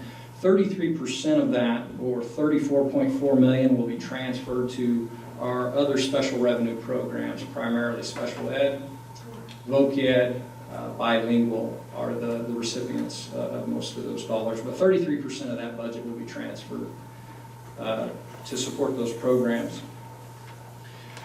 The other operating fund, and that we levy a tax on, is that supplemental general, and we are right at the max of the 33% that the board so wisely chose to do 5 years ago. And we are levying that as the gas pedals to the floor on the supplemental general this year, I can tell you that. So in terms of state aid for that 2018-19, $21.5 million state aid for our supplemental general, I can tell you that 8% of that revenue, or $1.7 million, was received on July 8th of 2019. This particular fund, the 2020 budget of $35,045,000, 74% of our LOB gets transferred out of the LOB to support our special revenue programs, our voc ed, bilingual, special ed, professional development. So 75% of that fund goes to support the special revenue programs. The other real big portion of that is property liability insurance, and we pay some utilities out of that too. So that is kind of what's going on with budget authority. Behind those two funds, if you look at that Code 99 and you look at $191,188,000, that's net USD expenditures in 2019, And you kind of wonder, what on earth did we do with $191,188,000? Our total USD expenditures for 19 was $261 million. Almost $70 million of that was transferred out of the general fund and LOB, leaving net USD expenditures of $191 million. And I can tell you that $128 million of that, $191 million, any given year, 74-75% is salary and benefits for our districts. We're a people-driven business, and we know that. But 74-75% of that net USD expenditures is salary and benefits. That total salary number does include health insurance, health and dental, life insurance. For the district last year, for health, prescription, dental, and life, expenses were about $16 million, or that's about 9% of our total budget in that single category. So that's a big hunk of that budget authority and what we do with it. I will tell you, one of the sheets that's kind of interesting is total annual cost to the district, and I just kind of put that in there for you. When we're budgeting, people are important, positions are important. So there's more than just salary that goes into building the budget. And for every employee here at the district that takes our health insurance, which is a really good plan and it's affordable, we have health insurance contracts in excess of 2,200, 2,300 employees a month, but that costs the district about $6,100, $6,200 a month. So that is an additional cost to that salary, as well as the Social Security, Medicare, unemployment, and work comp adds another 8.83% to the cost of that employee. That was provided in your packet, informational. I will tell you, after saying all that, I'll pause and say that we do have a salary increase in the 2020 budget that we feel is very competitive and at the same time fiscally responsible. So the other thing I included along with the Code 99 is the budget at a glance, and that has some interesting data. It outlines instructional expenditures. It breaks our expenditures down by funds, various functions in different ways. The blue flags, if you go to that first blue flag, there's enrollment information. And it does highlight the district's enrollment. When I talk about headwinds, and enrollment was one of those, you can see 2017-18, starting there, that stair step down, 13,000, 12,890, 12 to where we're at. We started our foundation aid this year. Last year, our foundation aid was based on 13,252 students.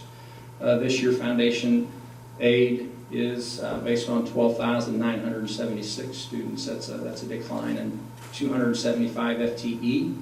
It's about $1.2 million in foundation aid before we ever get to the weightings. So that's kind of why I say, well, that's a headwind to a tailwind of increasing base state aid per pupil. And it does make building that budget a challenge.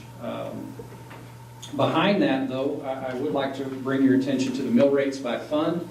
And we did this year bring our total mill rate in just under where our actual was last year at 50.691. And you'll see that the mill rate has been really flat for the district the last 3 years. And as I mentioned, we really leveraged our LOB and we've maximized that. And we dialed back our capital outlay and our bond and interest. We were able to do that with those two mills, and again, just highlighting with the board's decision to sell bonds in 2014, it was historic low interest rates, and the projected mill rate run out to pay principal and interest on those bonds was about 6.8 mils. And you'll see in our budget, we have dialed that back to under 6 mils, actually under 5 mils, 4.615. The last analysis I got from our bond counsel, we can easily run out the balance of our payments at that 4.615. So well over 2 mils. And the district couldn't have picked a better time to issue a $143 million bond issue for school safety and additional building space. So a great decision. With that, I think I have covered what I wanted to with you folks. I'm going to talk about unencumbered cash balance, if you'll spare me just one more moment. Because those are also things that year to year we want to talk about, because we are cognizant of that. If you look at our July 1, 2019 unencumbered cash balance, also included in your budget documents that I provided for you, the subtotal was $41,745,777. That doesn't include the adult ed fund, which we no longer levy for Washington. What page are you on, Gary? I'm looking at the Got a number at the bottom? the last page that should have been in your packet, unencumbered cash. Got it. Got it? That's right. Yeah, when you kids mention these things, it's helpful if you say what page, because we're looking for titles and we can't. It's easy to find page. That's all right. I've looked at these 1,000 times. I know, you They're know just exactly the where unencumbered they are, cash right? page to me. I apologize. That's my fault for thinking everybody looks at these for 14 hours a day. I'm sorry. Sorry for that. But $41,745,000, that excludes the cash left in that adult ed fund, because Washburn Tech took over our adult ed program. If you back out the highlighted funds that I have there, if you back out the things that we can't use operationally for salary and benefits or pay the light bill, bond and interest, included in that are our school's activity funds, textbook and student materials, which we collect fees from our parents and students for. Our special reserve fund includes our work comp, self-insured dental, and risk management funds, as well as the capital outlay fund. You back those unencumbered cash balances out, and that unencumbered cash balance is $20,591,772. And I think that's relevant from the standpoint, $191 million budget, 260 days, working days, we spend $775,000, $780,000 a day. I had an example. I went back and looked at that first week in May, the S20 and the B22. So a salaried personnel and a classified personnel payrolls, they were within a day apart. And the total of those two payrolls was $4,957,000. So when you think operationally, that at the end of the year, to 20.5 million of that, we spend $780,000 a day. That's about 27, 28 days worth of cash. The other thing is that revenue that we receive in late June, and then the 1st of July. It's a little deceptive, because in those encumbrances are those dollars I mentioned that we didn't get until July. That's kind of their point. Push that back past the new fiscal year so it looks like they ended a little healthier. So those numbers are in there. I just want to make a point of that, and I know you guys understand that. We say this every year. No, I appreciate you spelling that out. I think it's important for the general public to know that when people complain about unencumbered cash balances. This is because we still have to make payroll, regardless of whether the state allocates and issues checks before the end of the fiscal year. You still got to pay bills and pay people. We still have to pay bills, particularly our construction projects. That there's state statute says we got to pay those within 30 days. Even if the state doesn't. Even if the state doesn't have to. Yeah. So there again, tailwind.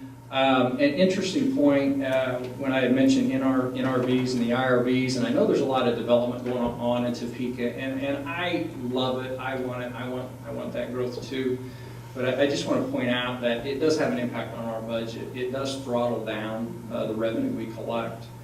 And last year, those NRVs reduced collectible taxes for the district about $980,000, and the IRVs about $740,000. And we report that every year in our audited financials, and I just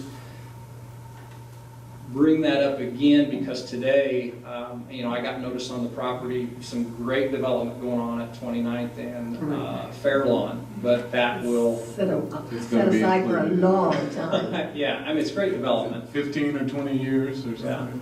Yeah. 15 years.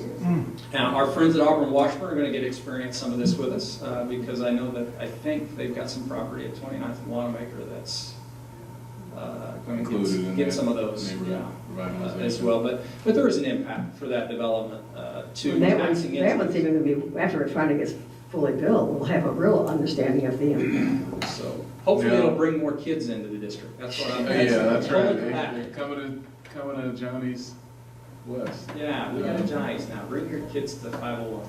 So I don't know whether there's a correlation there or not. Probably not. Probably it's marketing. Yeah, you don't want me to market for the district. They used to, the city folks, city planning office used to actually come before us and talk to us about every time they had Neighborhood Revitalization Act program up for renewal. And I don't recall that since, the last time they did that I think was 2015 perhaps, or 2014. So I know that they've decided to give away somebody else's tax dollars since then. I'm not sure. Maybe I missed a meeting or. You don't ever remember that? No. Okay. It did not come. Yeah, I don't. I think the last time they came, because I remember Mr. Finder didn't want to talk to either Dr. Nussbaum or me on his way out. I think we offended him. That would have been like 2014. Yeah. I think I remember that. So with that, I'm going to kind of turn it over. That's the broad scope of our budget for 2020. I just want to comment, Gary. I'm really pleased that you tell us these things again. The impact on us of change reductions and all this sort of things that we know how what the unencumbered balances mean. We understand that, but just hearing it again is really helpful, particularly when you start putting it into the headwinds you're talking about. We have no control over enrollment. Right. I mean, we'd like to think we could round up more people and get them in there, but it's something we don't have any real hard control over. And to have that facing us, plus what we already know is going on within the budget itself, I think it's important for us to keep those things in mind. Yeah.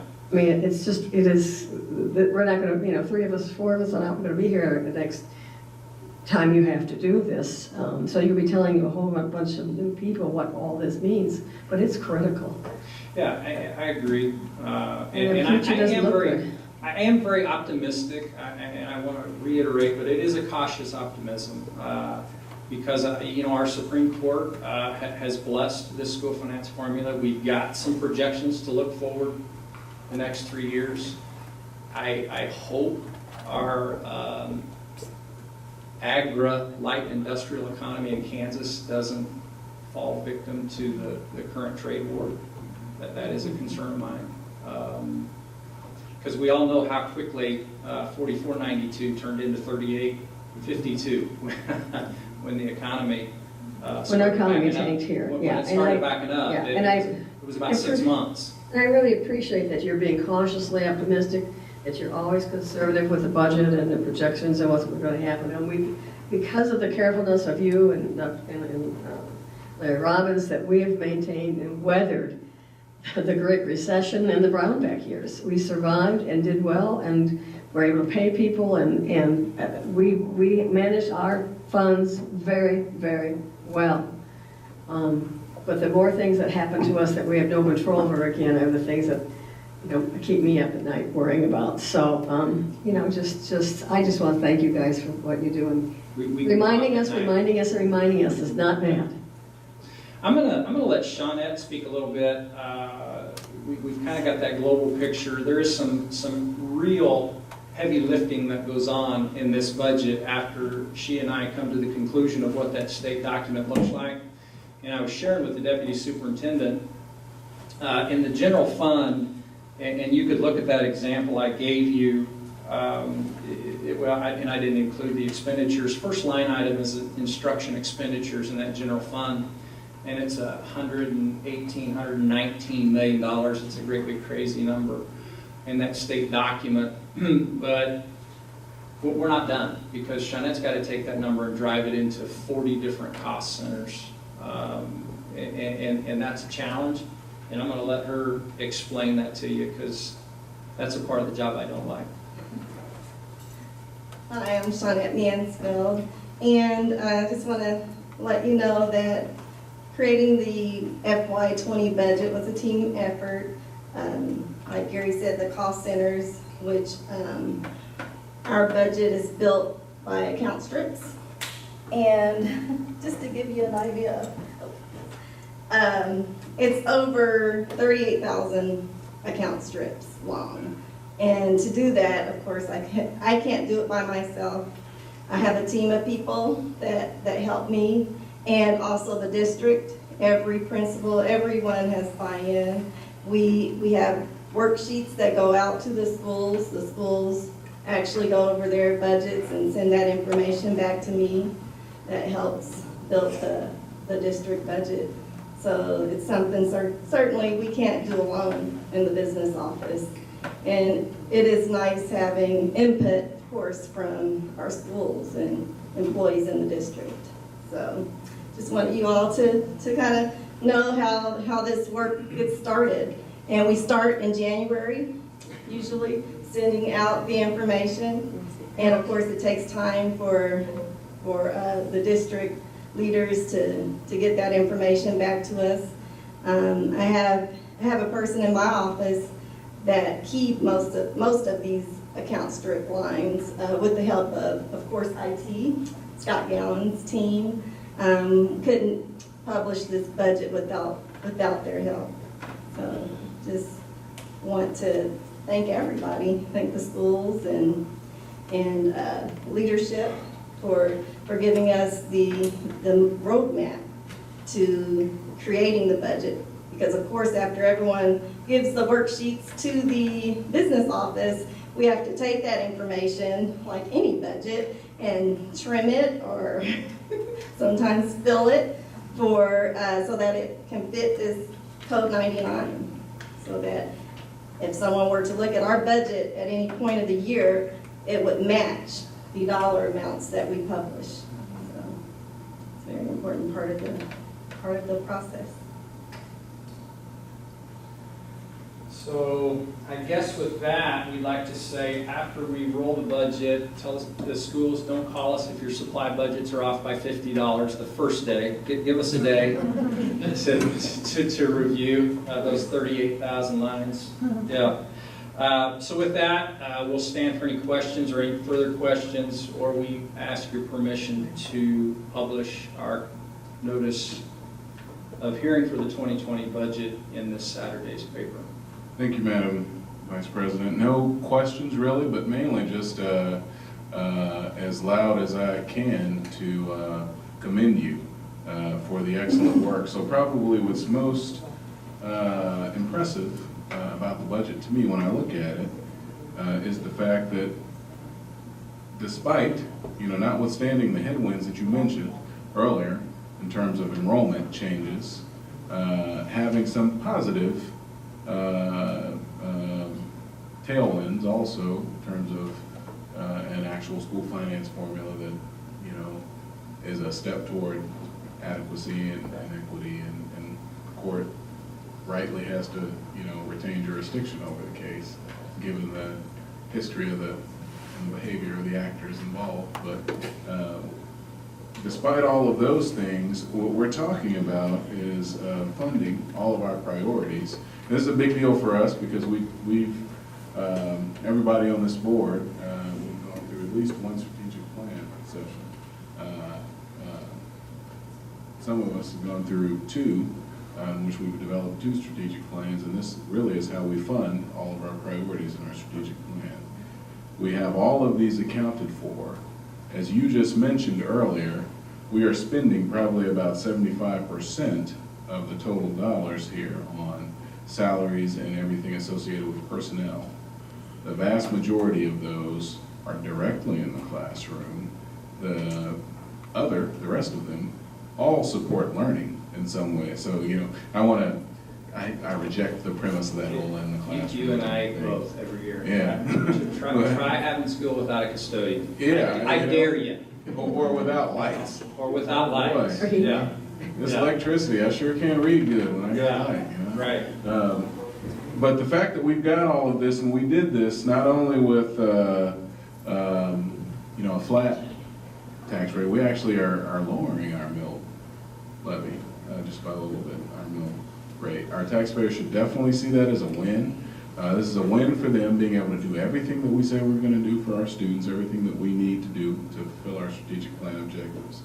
Having the foresight gone forward with a $143 million bond initiative at the time that we did, because of our strong balance sheet and our exceptional credit rating, second highest in the state, by the way. I'll echo that again for the person writing the story. The second highest bond rating of any school district in the state. We were able to come back and sell our bonds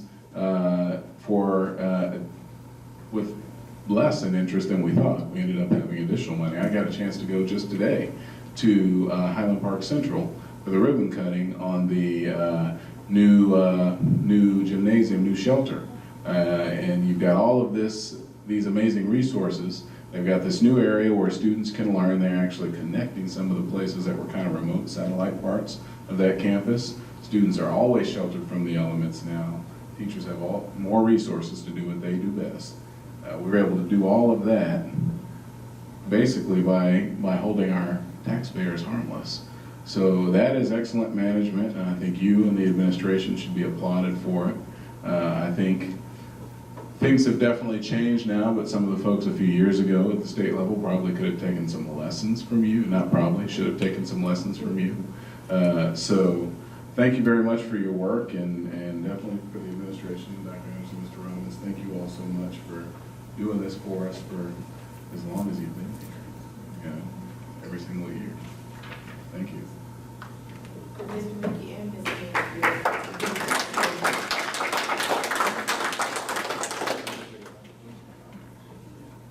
Dr. Anderson, you have something you want to add? Oh, well, I guess two pieces, and we also know Dr. New is here as we've talked about budget and staffing to give that staffing update. We do want to say on the budget, as Mr. Minky has said so well, not only the full budget, but as he's mentioned and Mr. Robbins, feel free to chime in if anything else needs to be said, but that there is a planned salary increase within that budget, and any information that is said otherwise is absolutely inaccurate. So we just want to make sure that that is noted. And so the past support of our teachers, that has been done with the continued lack of increase in insurance rates. Again, this year, the 9th year in a row out of Mr. Robbins' 10 years, and last year's increase when we didn't have additional funds, and past years, again, thanks to Mr. Minky and Mr. Robbins' diligence in managing the budget, has been a testament of the district and the board's support. And so this year will also be another year of support, and we just want to make sure that is not only noted in the budget that Mr. Mickey has mentioned, that clearly was prepared well before tonight, but as negotiations continue and are finalized, those details will be finalized, but we want to mention that here. With that, Mrs. Dr. New, as we talk about budget, also has from the operations department an update on staffing, with this being approaching the first day of school. She wants to let you know where we stand, since Mr. Minke mentioned much of the budget is personnel and benefits. Dr. New, can you share a little bit about staffing? Certainly, and good evening, board members. We were asked to share just a snapshot of where we are this year in our certified hires as compared to last year. So you see here a graph that demonstrates the number of new hires that we have made for our 2019-2020 school year. The orangish color bar is for 2019-2020, and the blue bar underneath is for 2018-2019. So you'll notice there for teachers, we have hired about 40% fewer teachers this year than we hired last year. There are many reasons for this. I believe it is in relation to the ability of the district this year to retain the majority of the teachers that we have hired in the past, definitely the ones that we hired last year, so that we did not have to fill as many positions this year as we did last year. This year we hired 135 classroom teachers, counselors, special education teachers, and 1 athletic activities director. In 2018-2019, we hired 313. So about 43% fewer this year. And then on down in our instructional staff, we see we hired 9 this year as compared to 15 last year, and that is a decrease of about 6%. For our special education support staff, we hired 14 individuals this year in those categories of consulting teachers, school psychologists, occupational therapists, social workers, speech language pathologists, a physical therapist, and a registered nurse, as compared to 18 last year, and that is a 7% decrease. Now, some of those were teachers who were in other roles that transitioned over to consulting teacher. And then 31 administrative staff, and again, some of those were current employees who were moved up into administrative positions. But in comparison to last year, hiring 33, we hired 31 this year. So that gave us a total of 189 certified hires, either into new positions or brand new hires, in comparison to 379 for last year. I want to highlight that first bullet, that 72 of our hires were brand new teachers. And I just want to thank Dr. Mickelson and others who are on the Human Resources Committee who urged us, just hire them. Don't wait for people to validate who you think is a good choice, just move forward and hire them. So that's what we did. And when we had the new teachers meeting and saw more than, well, about 40% plus of those new teachers were brand new teachers who were some of our student teachers as well, then we felt like that was the appropriate thing to do at that time. And it also put us ahead so that we weren't competing with other districts for individuals that were graduating or in need of employment. But if you notice in that last bullet, 41 of our hires were former teachers who were returning to Topeka Public Schools, and we were able to have individuals who had left us to go to some of our neighboring districts in the county return to us. And then we were also able to hire 13 experienced and new teachers from some of our neighboring county school districts. That can be attributed to things even like the higher salary that we pay and the greater benefits that we offer. But I think a lot of it is the reputation of our district and how individuals are saying great things that are going on in Topeka Public Schools. That's anecdotal. That's what they tell us when they are being interviewed, but I'm tending to believe it after having heard it so many times over and over. We're doing a lot of exciting things, and people like to be a part of a successful organization. So those are just the brief details that we wanted to share with you right now about where we are in our hiring.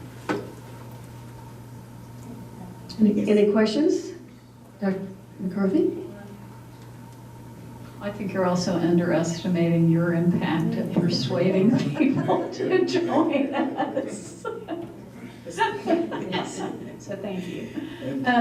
I know that we had anticipated lower student enrollment this year, and so I'm wondering if you have an idea of how many positions we eliminated because of that. So I know that we have been very strategic in how we are looking to fill some of the positions that had been unfilled. I don't know that well, there was one building in which the class size was determined that we did not need a teacher for that position. And then we had some secondary positions that we held off on filling for certain reasons more related to the budget. As of this moment, we have filled all of our current openings, so we will hopefully start the school year with either a certified teacher or someone who is in a transition program that will take that position. We have one individual who could start as a substitute, but they are in a transition program applying to get into it. They've already done a lot of the preliminary work. So that would be the one holdout. And then today we found out about one social studies position, but by the afternoon we had a candidate to send to that principal. So tomorrow, hopefully, we will have filled all of our open positions, and we were working with Mr. Kitt to kind of stay aligned with the counts. So it may change from day to day, but the way that it's looking as of today, it looks like we will meet the needs of all our students without having, just over the top in class sizes. Good, good. So I'm guessing that because of that, then that we'll be able to keep class size at a reasonable rate. Yes, we will. So we'll still stay within those caps. Ms. Wallace, can you just remind us how much the title budget was reduced? So when we talk about the unfilling of positions, Dr. McCarthy, part of that unfilling as well relates to title as those dollars? It was about $150,000 reduction this year, but over the course of the last several years, it's been about $2 million. So we anticipate potentially title dollars will continue to reduce, so being strategic in that area, it will be an important continued step. Are these reductions still part of the sequester, or is that over with? So the number of families in poverty in Shawnee County is considered less based on census data. So when I've inquired why our title budget is continuing to be reduced, it's based on census data. We do share more of our dollars. We've always shared title dollars with our parochial schools, but that has increased in the last 2 years. The percentage of dollars that we are required to give to our private school partners. And that's a federally driven requirement. Yes. They tell us what percentage and dollar amount from our title allocation is required to go to private school.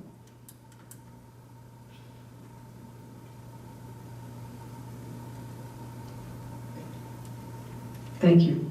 No other questions, really, just to say thank you.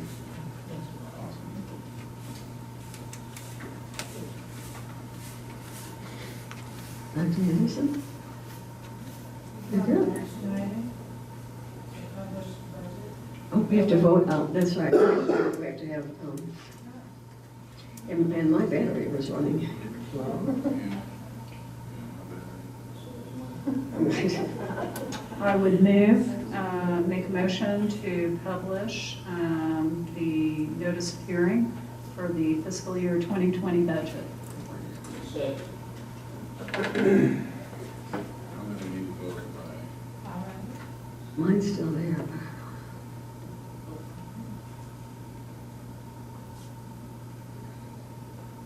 The vote is open. Go ahead and nays. Aye.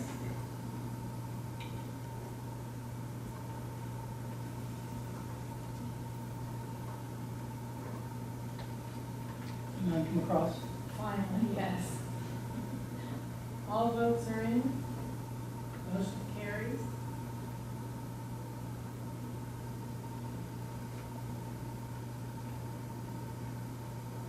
Okay, the only remaining item is board member comments, and we'll start down there with hey, Reverend Williams, hey, whoever you are down there. I'm looking forward to next Tuesday for us to do the book process. The reminder, but don't forget you've got your list, if you haven't noticed that you've got their school assignments.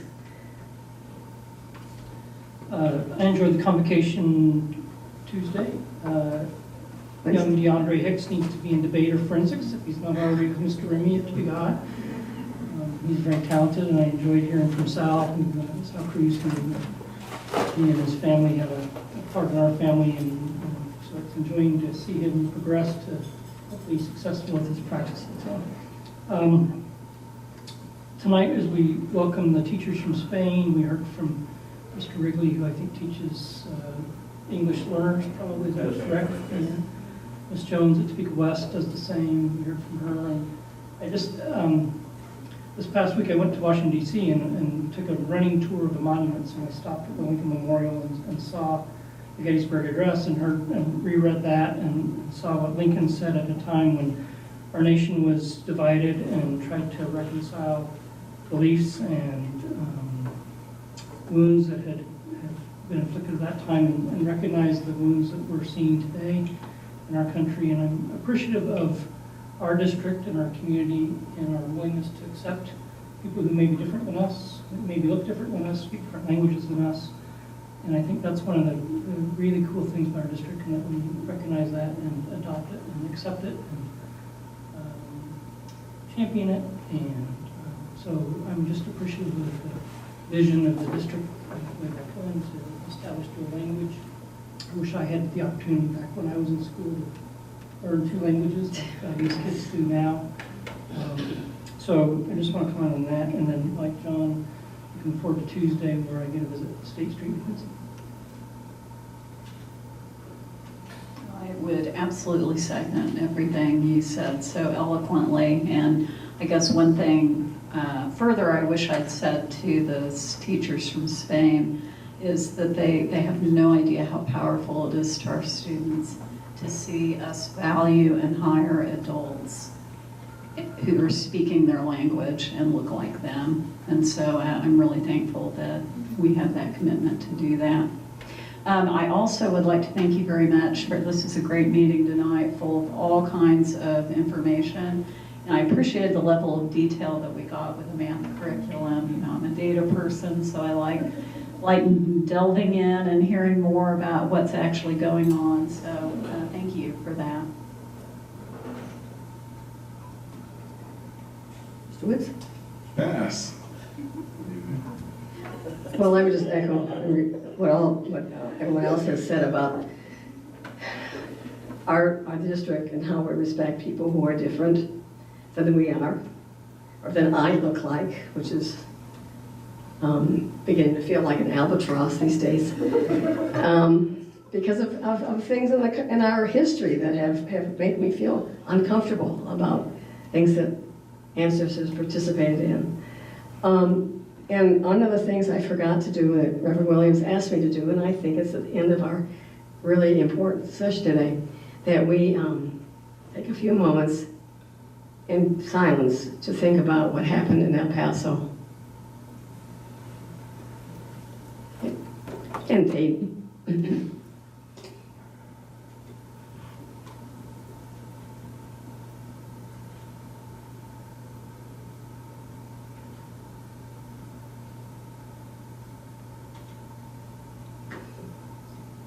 I'm ready for a motion for an adjournment. So moved. Second. All those in favor?